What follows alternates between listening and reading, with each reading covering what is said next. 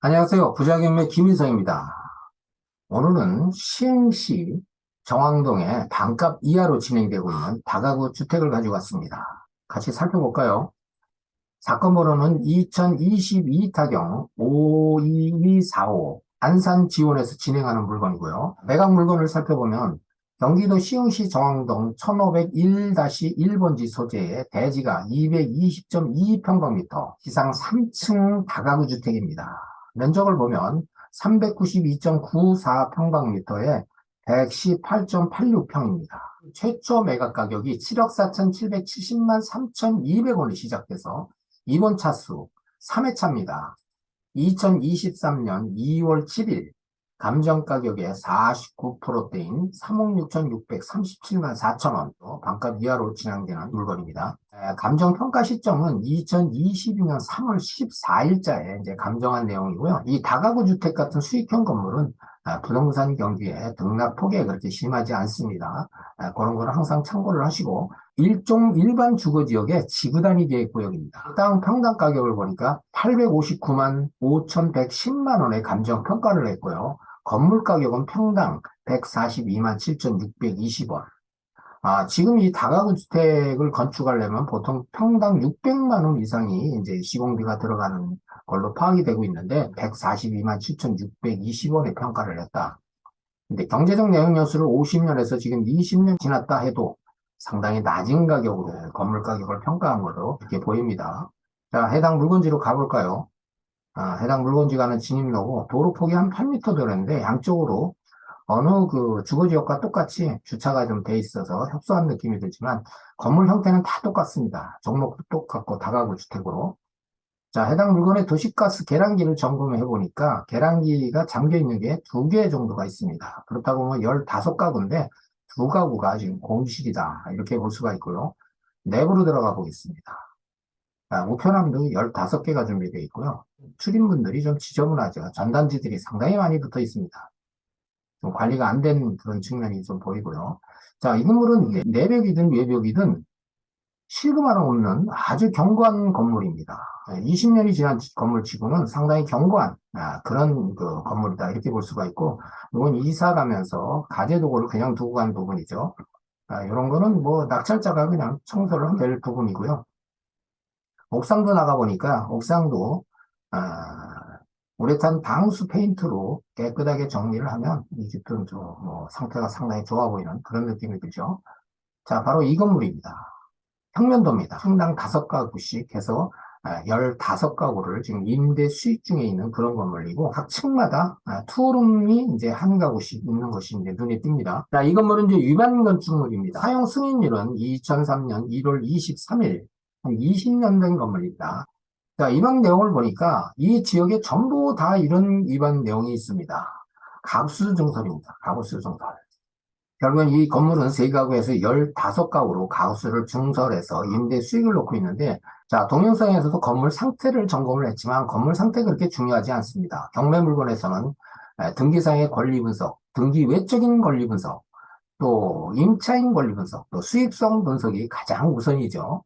한번 살펴볼까요? 자, 이 물건은 강제 경매 개시 결정으로 인해서 이제 경매가 시작됐는데 2022년 3월 7일 임차인이 경매 신청이 들어왔습니다. 그래서 104호하고 203호 임차인이 경매 신청을 한 물건이고요.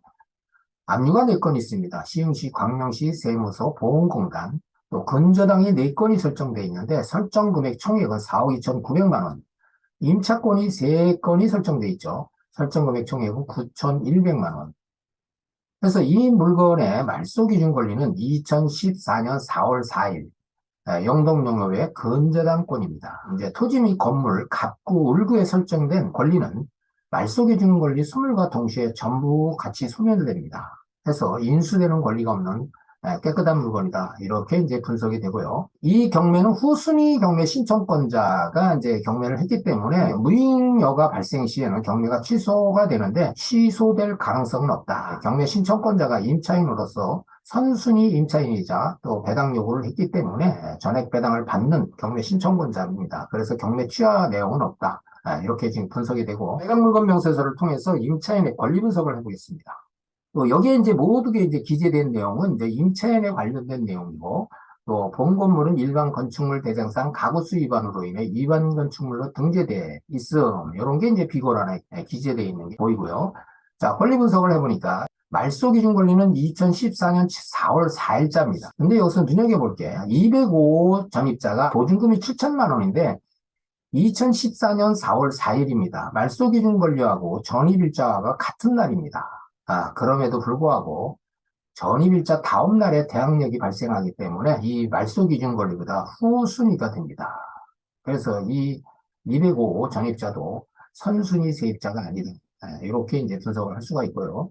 15가구 중 권리신고 및 배당 요구 세대는 7세대입니다. 이 중에서 선순위 임차인이 있는데 우선 배당권자입니다. 권리신고 또 확정일자가 빠르고 또 배당 요구를 했기 때문에 우선 배당을 받아서 매수인이 인수할 금액은 없다. 이렇게 이제 분석이 되고요. 여기서 이제 미신고되는 호수는 101호, 102호, 103호, 201, 2호, 301호, 304호, 305호에서 8세대가 지금 미신고된 호수로 이제 분석이 됩니다. 여기 이제 15세대 전부 후순위라 인도명령 대상 임차인으로 매수인이 추가로 보증금을 인수할 금액은 없다. 임대보증금 현황을 분석해 볼까요? 임대보증금은 2014년에서 2019년도 좀 오래전에 발생한 임차 보증금입니다. 여기서 이제 임차인들이 신고한 금액을 한번 분석을 해보니까 1층에 9천만 원, 이제 3세대가 미확인됐고요. 2층이 1억 3,400만 원, 2세대가 미확인, 3층이 6,500만 원, 3세대가 미확인. 이렇게 분석이 되는데, 해서 7세대 전부 신고 총액이 2억 8,900만 원에 상당합니다. 여기서 미확인 1세대당 보증금을 평균 3천만 원으로 계산을 해서 임차 보증금을 추상을 해보니까 2억 4천만 원이 예상됩니다. 여기서 이제 3천만 원이라는 보증금은 2014년에서 2015년 사이에 발생한 그런 금액을 기준으로 했기 때문에 상당히 낮은 금액이다. 그래서 이렇게 낮은 금액으로 임차 보증금 총액을 예상을 해보니까 5억 2,900만 원이 예상됩니다. 상당히 낮은 금액으로 지금 평가를 했어도 이렇게 많은 돈이 발생하는 괜찮은 물건이다. 네이버 매물이라든지 국토교통부 실거래 사례를 한번 확인을 해보겠습니다. 7-24. 오늘의 물건이 바로 이 부분입니다. 이 지역은 엄청난 규모의 시야공단과 반월공단이 있습니다. 그에 비해서 이 주거단지는 상당히 좀 작은 편이다. 이렇게 볼 수가 있죠. 주변 매물을 살펴보니까 7억 3천만 원에 이게 매물이 나와 있는 게 보이네요. 220평방미터에 385. 오늘 소개되는 물건은 220평방미터에 거의 400평방미터가 가까우니까 물건이 좀 작네요. 방이 18개입니다. 오늘 소개되는 물건보다도 그 면적이 작은데 방이 18개씩이나 나와서 지금 임대 중에 있다. 이런 물건이고요. 이 물건은 8억에 나왔네요. 이 물건도 역시 오늘 소개되는 물건보다 작습니다. 작은데 방이 15개로 지금 나와서 지금 임대 수익 중에 있다. 우리 물건하고 방이 똑같네요. 또 볼까요? 이건 13억 7천에 나왔네요. 물건이 우리 물건보다 많이 작습니다. 그럼에도 불구하고 이렇게 높은 가격에 매물대가 형성됐다. 여기 방이 17개입니다. 결국엔 이 지역은 방이 15개에서 18개로 임대 수익 중에 있는 물건인데 건물 모양은 다 똑같고 형태도 다 똑같습니다. 층수도 똑같고 일반 주거지역이나 지구단위계획의 어떤 규제를 받는 지역이기 때문에 같을 수밖에 없는데 방수는 거의 똑같습니다. 그렇다고 보면 이 지역에 공인중개사 말대로 거의가 위반 건축물이 많다. 이런 이제 결론을 낼 수가 있죠. 자, 해당 지역에 매물이 그렇게 많지도 않고 7억에서 한 9억대에 지금 매물대가 형성되어 있는 것을 우리가 이제 확인하는데 국토교통부 실거래가는 어떻게 됐나 한번 볼까요? 2022년 12월 달에 같은 정왕동인데 도로명은 다르지만 이 지역은 전부 다 다가구 주택 일대죠. 근데 8억 7천에 지금 거래된 게 눈에 띕니다. 또 여기에 10월 달에 7억 1천만 원. 면적은 거의 대등 소유합니다. 정왕동 8억 2,500만 원. 또 7억 9,500만 원. 9억 4천, 5억 5천. 이건 좀 싸네요. 이건 직거래입니다. 직거래는 시세로 볼 수가 없죠. 내부 거래이기 때문에. 자, 7월 달에 6억 4천 3백, 7억 8천, 6월 달에 8억, 7억 3천. 자, 실거래를 확인해 보니까 보통 뭐 7억에서 한 9억대라고 이렇게 거래된 상황을 우리가 확인할 수 있습니다. 그 결론은 이제 지금 현재 매물대하고 실거래가하고 거의 비슷한 수준이다. 이렇게 볼 수가 있습니다. 이 금액은 우리가 이 물건의 낙찰 가격 또 향후에 이제 매매 가격을 유추 적용을 해서 판단을 할 수 있는 그런 귀중한 자료가 되겠습니다. 지금까지 네이버 매물과 실거래 가격을 이제 확인해서 주변 가격을 이제 점검을 해봤습니다. 자, 참고로 이 물건은 2021년 1월 28일에 현 소유자가 6억 5천만 원에 매입을 해서 지금 현재까지 임대 수익 중에 있다가 지금 경매로 나온 물건입니다. 이 금액을 잘 참고를 하세요. 이 가격은 임대 가격을 이제 기준으로 해서 분석을 해본 내용입니다. 앞서 설명한 대로 예상 임대 보증금 총액이 5억 2,900만 원, 최초 매각가 7억 4,773,200원에 이제 시작된 물건입니다. 이 가격은 결국에는 국토교통부 실거래가 수준으로 지금 최초 매각 가격이 나왔다. 이렇게 지금 볼 수가 있고, 지금 여기서 이제 49%대인 3억 6,668만 6천 원에 이번 차수에 진행되는 금액으로 이 금액 대비해서 수익 분석을 해보니까 투자금 회수 후에도 초과 수익이 예상됩니다. 임대 수익과 이번 차수 진행 가격을 비교해 볼 때 약 1억 5천만 원의 초과 수익이 예상되는 그런 물건입니다. 많은 이제 입찰자들이 좋아하는 물건에 해당되는 그런 물건이다 볼 수가 있습니다. 이제 임대 수익이 높아서 투자 원금을 회수하고도 높은 임대 수익과 또 향후 매매 차이 그런 기대 이익을 볼 수 있는 괜찮은 물건, 매력적인 물건이다 이렇게 판단이 됩니다. 유독 위반 건축물이 많습니다.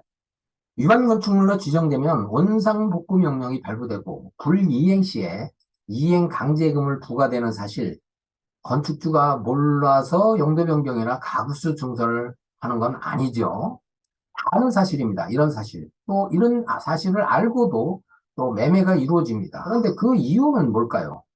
바로 그 부분을 감안을 해도 수익률이 더 좋기 때문입니다. 그래서 이제 수익형 건물에 있어서는 수익이 최우선을 두고 있습니다. 수익이 많으면 수익을 많은 쪽으로 가는 것이 투자의 또 원칙이기도 합니다.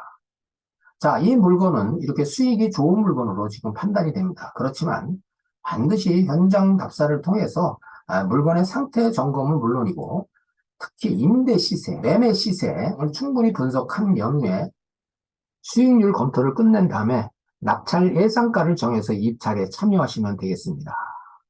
자, 해당 물건에 관심이 있는 분들 좋은 가격으로 낙찰받아서 높은 수익을 창출하기를 기대합니다. 여기까지입니다. 구독과 좋아요는 영상 제작에 큰 힘이 됩니다. 감사합니다.